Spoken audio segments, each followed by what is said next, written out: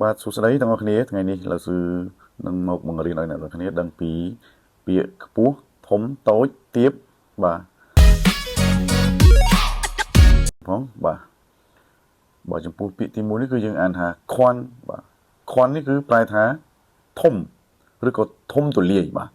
អញ្ចឹងគឺយើងប្រើសំដៅទៅលើផ្លូវបាទយើងអាចនិយាយបានថាជើ条路很宽បាទជើ条路很宽ប្រែថា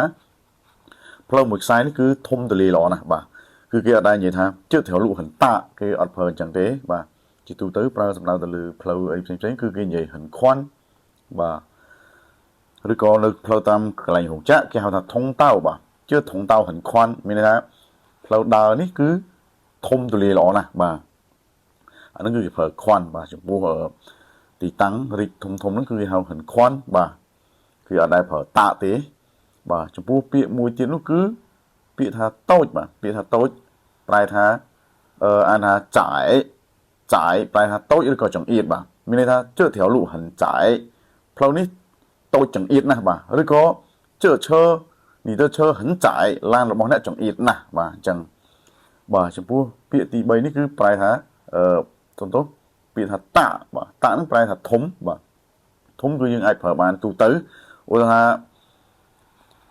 这个石头啊很大ដុំថ្មនេះគឺធំណាស់បាទគឺយើងមិនគឺយើងអត់ប្រើអាខ្វាន់នឹងទេគឺយើងប្រើ很大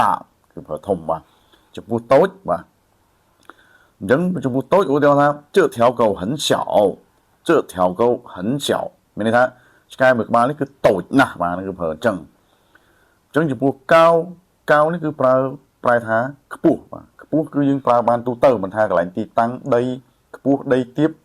បាទមនុស្សខ្ពស់ក៏យើងប្រើកៅនឹងដែរបាទចំពោះពាក្យមួយនេះវិញគឺទីបាទអានថាទីប្រែថាទាបបាទទាបគឺប្រើសំដៅទៅលើទីតាំងឧទាហរណ៍这个土地很低ដីនេះទាបណាស់បាទឬក៏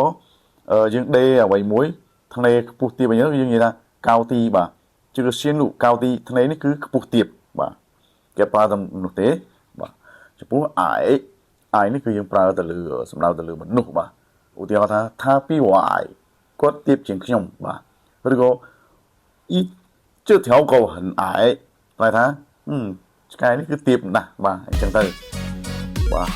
សូមជួយចុច Subscribe លឺស៊ឺផងណាបាទព្រោះនេះ